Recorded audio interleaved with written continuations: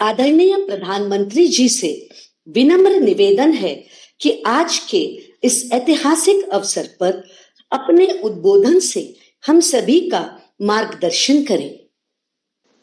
नमस्कार। आज का ये कार्यक्रम नए भारत की नई कार्य संस्कृति का प्रतीक है। आज भारत जो करता है अभूतपूर्व स्पीड से करता है। आज भारत जो करता है अभूतपूर्व स्केल से करता है। आज के भारत ने छोटे छोटे सपने देखना छोड़ दिया है। हम बड़े सपने देखते हैं और उन्हें पूरा करने के लिए दिन रात एक कर देते हैं। यही संकल्प इस विकसित भारत विकसित रेलवे कार्यक्रम में दिख रहा है। मैं इस कार्यक्रम में देश भर से जुड़े सभी साथियों का अभिनंदन करता हूं। हमारे साथ 500 से अधिक रेलवे स्टेशनों और 1,500 से ज्यादा दूसरी जगहों से लाखों लोग जुड़े हैं। अलग अलग राज्यों के माननीय राज्यपाल श्री, माननीय मुख्यमंत्रीगण, केंद्र और राज्य सरकारों के मंत्रीगण, सांसदगण, विधायकगण और स्थानीय जनप्रतिनिधि, प्रबुद्ध नागरिक, पद्म पुरस्कार जिनको सम्मानित मिला है, ऐसे वरिष्ठ महानुभाव, भारत के महत्वपूर्ण जीवन जवानी खपाने वाले हमारे स्वातंत्र सेनानी, फ्रीडम फाइटर और हमारी भावी पीढ़ी, युवा साथी भी आज हमारे साथ है। आप सभी की उपस्थिति में आज एक साथ रेलवे से जुड़ी 2000 से अधिक परियोजनाओं का शिलान्यास और लोकार्पण हुआ है। अभी तो इस सरकार के तीसरे टर्म की शुरुआत जून महीने से होने वाली है। अभी से जिस स्केल पर काम होना शुरू हो गया है, जिस स्पीड पर काम होना शुरू हो गया है, वो सबको हैरत में डालने वाला है।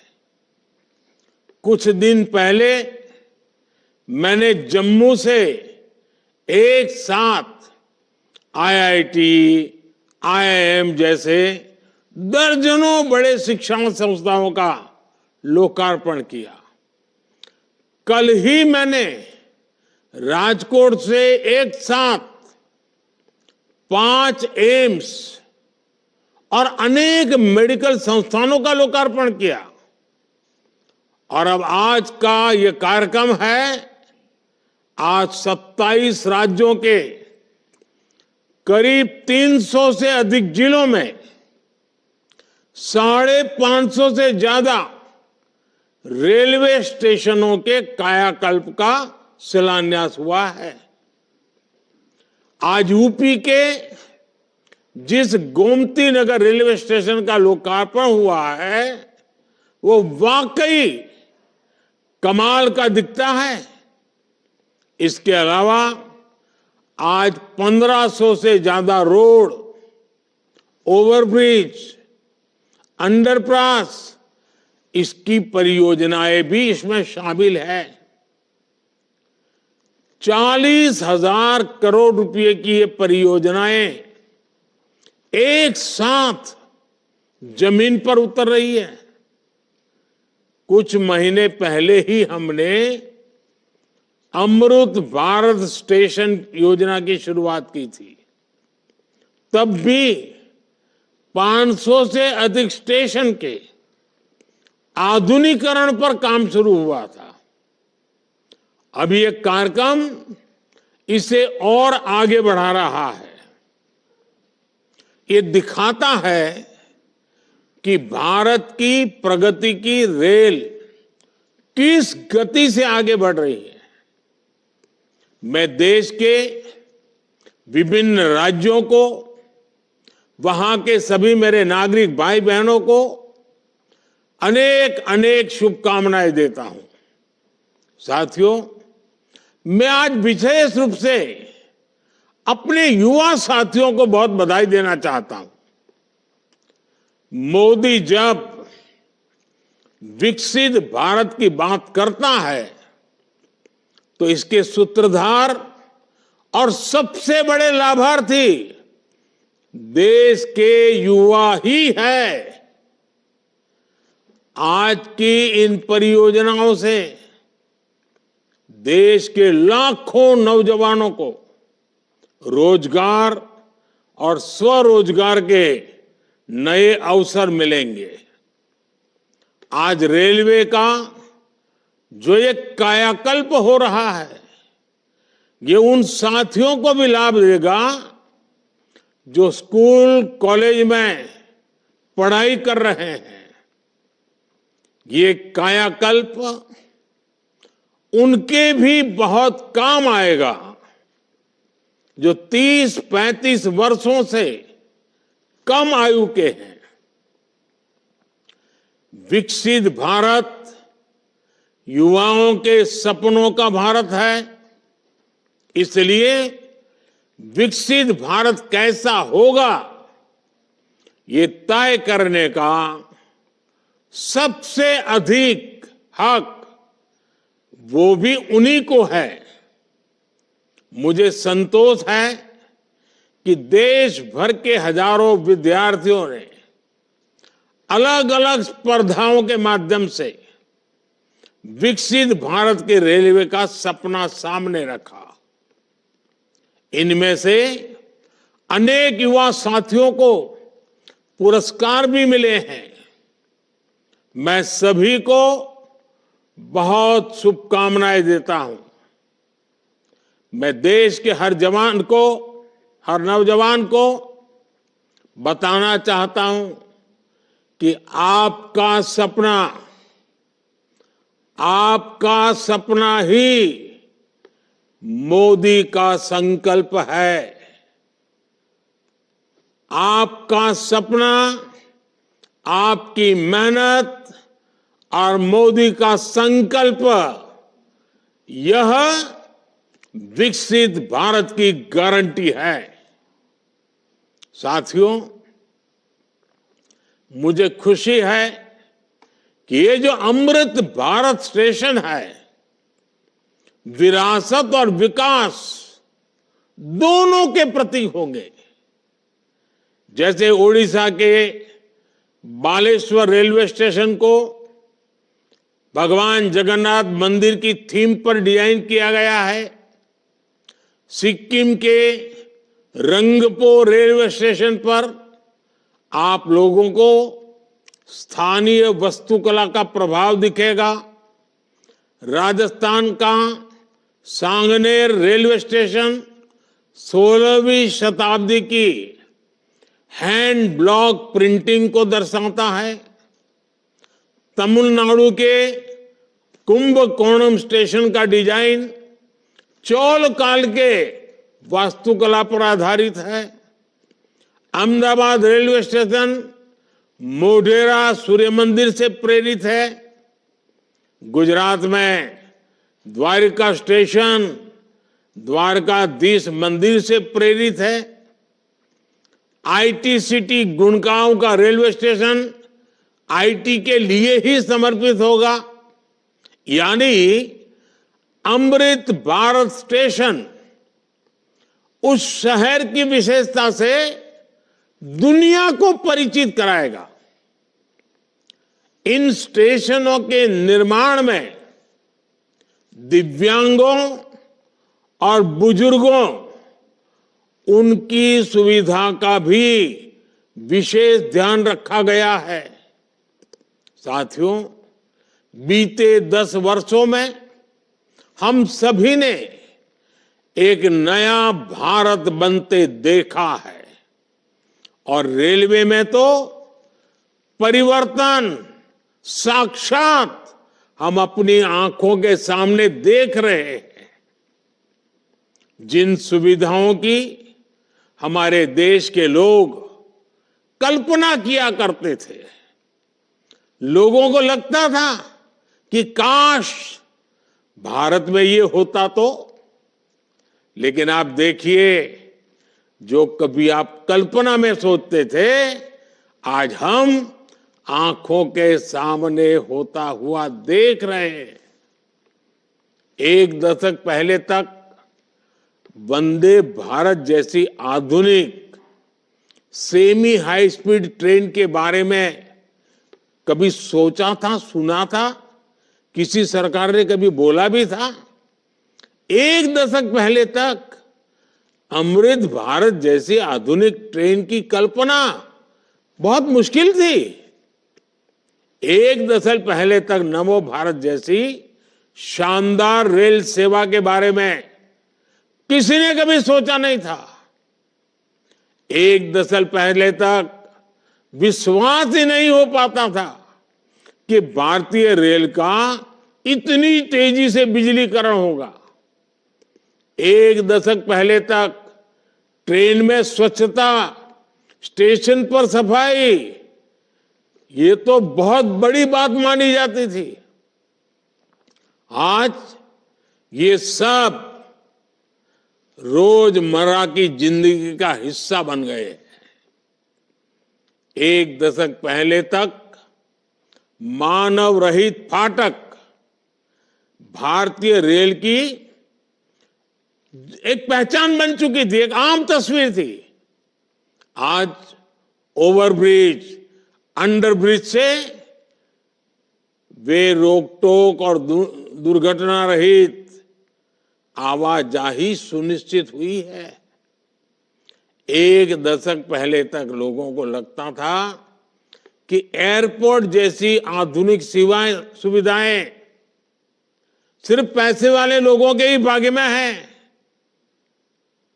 आज गरीब और मिडिल क्लास के लोग रेलवे स्टेशन पर भी एयरपोर्ट में जैसी सुविधा होती है ना, वो सुविधा रेलवे में सफर करने वाला मेरा गरीब भाई बहन भी उसका लाभ ले सकता है। साथियों, दशकों तक रेलवे को हमारे यहाँ की स्वार्थ भरी राजनीति का शिकार होना पड़ा, लेकिन अब भारतीय रेलवे देशवासियों के लिए ईज ऑफ ट्रैवल का मुख्य आधार बन रही है। जिस रेलवे के हमेशा घाटे में होने का रोना रोया जाता था, आज वो रेलवे परिवर्तन के सबसे बड़े दौर से गुजर रही है।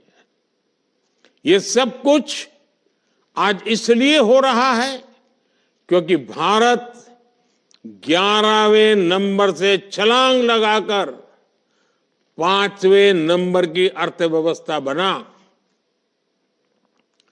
10 साल पहले जब हम 11वें नंबर पे थे, तब रेलवे का औसत बजट 45,000 करोड़ रुपए के आसपास रहता था। आज जब हम 5वें नंबर की आर्थिक ताकत है, तो इस वर्ष का रेलवे बजट 2.5 लाख करोड़ रुपए से अधिक का है। आप कल्पना कीजिए, जब हम दुनिया की तीसरी बड़ी आर्थिक महाशक्ति बनेंगे, तो हमारा सामर्थ्य कितना अधिक बढ़ेगा। इसलिए मोदी भारत को जल्द से जल्द दुनिया की तीसरी सबसे बड़ी अर्थव्यवस्था बनाने के लिए जी जान से जुटा है। लेकिन साथियों, आपको एक और बात ध्यान रखनी है। नदी नहर में पानी चाहे कितना भी क्यों न हो, अगर मेड़ टूटी हुई हो तो किसान के खेत तक बहुत बहुत ही कम पानी पहुंचेगा। इसी तरह बजट चाहे कितना भी बड़ा हो, अगर घोटाले होते रहे, बेईमानी होती रहे, तो जमीन पर उस बजट का असर कभी नहीं दिखता। बीते 10 वर्षों में हमने बड़े बड़े घोटालों को, सरकारी पैसे की लूट को बचाया है। इसलिए बीते 10 वर्षों में नई रेलवे लाइन बिछाने की गति दोगुनी हो गई। आज जम्मू कश्मीर से लेकर नॉर्थ ईस्ट तक ऐसे स्थानों तक भी भारतीय रेल पहुंच रही है जहां लोगों ने कभी कल्पना भी नहीं की थी। ईमानदारी से काम हुआ तभी 2500 किलोमीटर से अधिक डेडिकेटेड फ्रेट कॉरिडोर का काम हुआ है। यानी आपने टैक्स के रूप में, टिकट के रूप में जो पैसा दिया, उसकी पाई पाई आज रेल यात्रियों के हित में ही लग रही है। हर रेल टिकट पर भारत सरकार करीब करीब 50% डिस्काउंट देती है। साथियों, जैसे बैंक में जमा पैसे पर ब्याज मिलता है, वैसे ही इंफ्रास्ट्रक्चर पर लगी हर पाई से कमाई के नए साधन बनते हैं, नए रोजगार बनते हैं। जब नई रेल लाइन बिछती है तो मजदूर से लेकर इंजीनियर तक अनेक लोगों को रोजगार मिलता है। सीमेंट, स्टील, ट्रांसपोर्ट जैसे अनेक उद्योगों, दुकानों में नई नौकरियों की संभावनाएं बनती हैं। यानी आज जो ये लाखों करोड़ रुपए का निवेश हो रहा है, ये हजारों प्रकार के रोजगार की गारंटी भी है। जब स्टेशन बड़े और आधुनिक होंगे, ज्यादा ट्रेनें रुकेगी, ज्यादा लोग आएंगे, तो आसपास रेहड़ी पटरी वालों को भी इससे फायदा होगा। हमारी रेल छोटे किसानों, छोटे कारीगरों, हमारे विश्वकर्मा साथियों के उत्पादों को बढ़ावा देने वाली है। इसके लिए वन स्टेशन वन प्रोडक्ट योजना के तहत स्टेशन पर विशेष दुकानें बनाई गई है। हम रेलवे स्टेशनों पर हजारों स्टॉल लगाकर उनके उत्पाद बेचने में भी मदद कर रहे हैं। साथियों, भारतीय रेल यात्री सुविधा ही नहीं है, बल्कि देश की खेती और औद्योगिक प्रगति का भी सबसे बड़ा वाहक है। रेल की गति तेज होगी तो समय बचेगा। इससे दूध, मछली, फल, सब्जी ऐसे अनेक उत्पादन तेजी से मार्केट पहुंच पाएंगे। इसमें उद्योगों की लागत भी कम होगी। इससे मेक इन इंडिया को, आत्मनिर्भर भारत अभियान को गति मिलेगी। आज पूरी दुनिया में भारत को निवेश के लिए सबसे आकर्षक माना जा रहा है। इसका एक बड़ा कारण ये आधुनिक इंफ्रास्ट्रक्चर भी है। आने वाले 5 वर्षों में जब ये हजारों स्टेशन आधुनिक हो जाएंगे, भारतीय रेल की क्षमता बढ़ जाएगी, तो निवेश की एक और बहुत बड़ी क्रांति आएगी।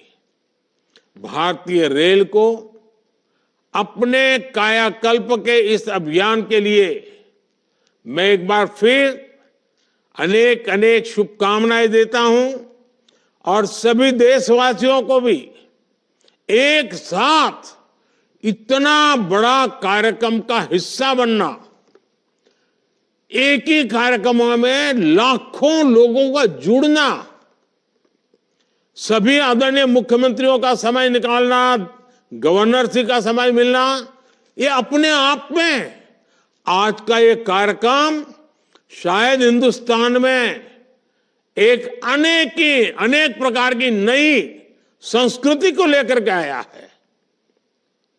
मैं मानता हूं ये रचना बहुत ही उत्तम प्रकार की आज के कार्यक्रम में रचना बनी है। आगे भी हम इसी प्रकार से समय का सर्वाधिक अच्छा उपयोग करते हुए विकास की गति को एक साथ चारों दिशाओं में तेजी लाएंगे। ये आज हमने देख लिया है। आपको भी मेरी बहुत बहुत शुभकामनाएं हैं। बहुत बहुत धन्यवाद। अगर अभी तक आपने हमारा चैनल सब्सक्राइब नहीं किया तो अभी सब्सक्राइब करें और बेल आइकॉन को क्लिक करके हमारी लेटेस्ट खबरों से रहे अपडेट।